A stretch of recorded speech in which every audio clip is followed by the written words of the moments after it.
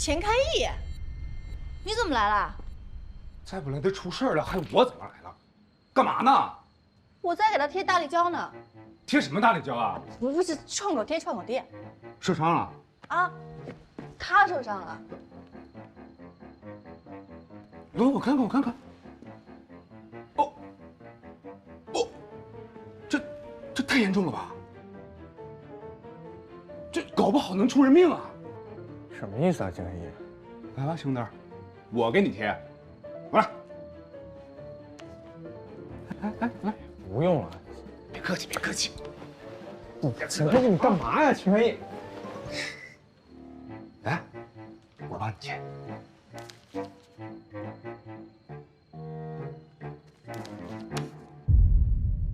钱开义，这是干嘛呢？丽丽不在家，你只有火狼环伺呢，我怕你一个人住有危险，所以这2天呢，我就来陪陪你。丽丽去找你了？对。哎，其实丽丽啊，挺关心你的，她就是这2天闹点情绪，过2天就回来了。所以这2天呢，就由我来守护你。你守护我干嘛？你一点防范的意识都没有啊！你这附近，这多危险啊！我看你才是最大的危险，别折腾了，回家好不好？我要休息了。你先去睡吧，你不用管我。随便你。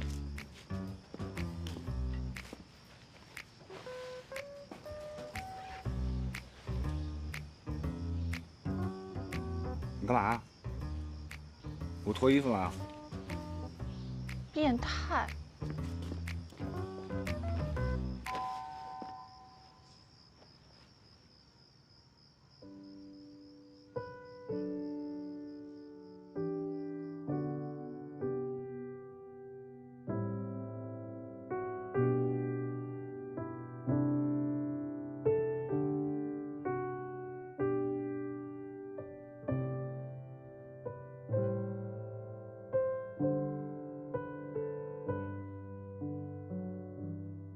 我已经28岁了，家里人也催着，就只好要了。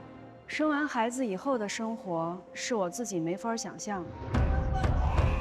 这个时候看你的状态好像还挺好的。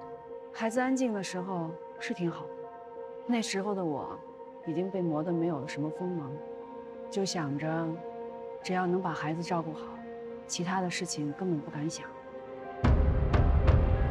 在回顾完过去以后，你有什么想说的吗？我觉得时间挺可怕的，人活久了，根本忘了自己当初想要什么。你当初想要的是什么？贺老师，我知道我想要什么了。在接下来的生活里，我想好好的照顾我的女儿和儿子，然后再找一份新的自己热爱的工作，自己赚钱，自己花，也给家里人花。我还想继续写小说。贺老师，你知道吗？这个爱好，我真的丢不下。但我想提醒你的是，其实全职妈妈也是一个值得尊重、被关爱的身份，也是一份十分珍贵的事业。如果你想要改变自己，不一定要基于否定过去的自己，我们可以从你现有的状态中找到一些解决思路和解决方法，也许这可以帮你从困境中走出来。那你能改变他们吗？你好好休息几天就没事了。不能，我改变不了他人，我也改变不了你，只有你可以改变你自己。有些时候，有些事情，不只是只有一个角度。人在抑郁的时候，往往会看不到身边的温暖，甚至误解实际发生的情况。哎呀，来，我来抱吧。只让妈妈一个人抱，妈妈要累坏了，可怎么办呀？宝贝，爸爸回来了啊，陪爸爸看会儿球，让妈妈歇会儿好不好？露露累傻啦。来看妈给你买了什么？喏，你爱吃的。这个菜啊，我不太会做，还得你自己做一下。来，换奶奶抱。来。妈，闻着太香，我都饿了。你呀，自己不做饭就知道吃。露露，饭好了吗？快好了，等你接完叶子回来，正好吃。好嘞，还有10分钟，看完我就马上去。在过去，我总是妈妈的女儿，老公的妻子，婆婆的儿媳，孩子的妈妈。在未来，我想成为我自己。成为自己，在每个人一生当中都是需要去探索的。我相信你现在已经找到了你自己，你知道你在生活中扮演的角色跟角色的困惑，可你依旧不想迷失。未来，我希望有更多的时间给你去探索自我是什么。可是，在未来成为更好的自己之前，我们还是要回归眼下的你。现在的我，没错，现在的你，依旧是婆婆的儿媳妇，丈夫的老婆，孩子的妈妈，这些都是你现在的角色。但是，请你不要担心，你已经有足够的能量去面对这些了，因为你刚刚已经找到了未来的方向。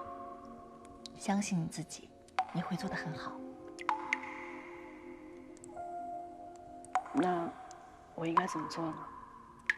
你来我这里咨询，回去我跟你的老公讲吗？之前跟他讲过我来这里做心理咨询。那你的老公是什么反应？一副无所谓的样子。产后抑郁这种事情，其实需要全家人的支持跟陪伴，尤其是丈夫的支持跟爱是非常重要的。其实我建议你这次回去后，你单独的跟他好好聊一聊，聊聊你们遇到的婚姻问题，还有你在咨询当中的收获。如果可以的话，你也可以考虑邀请他跟你进行夫妻治疗或家庭治疗。我可以为你推荐咨询师。他会愿意跟我去吗？你要相信你自己，也要相信你老公。其实，在一个家庭当中，夫妻双方的身心健康都一样容易受到忽视。也许这个时候，他也正在想办法怎么去改善你们的婚姻质量呢。好，我回去试试吧，试试跟他聊聊。哦，对了，何老师，我是听你们电台节目找到你们这儿的。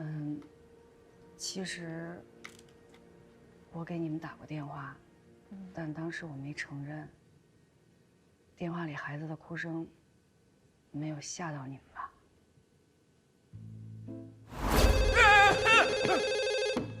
喂，海丰国际广播。喂，小朋友，我有点那个。哪个？钱太医，大半夜的你跟我开玩笑呢是吗？你不相信我是吧？你敢不敢打个赌？打什么赌？咱把电话拨回去，要是假的，我把这诗吃了；要是真的，你把那诗裱起来。我还是比较喜欢看你吃纸的样子。电台，你们是不是搞错了呀？我没有打过电话。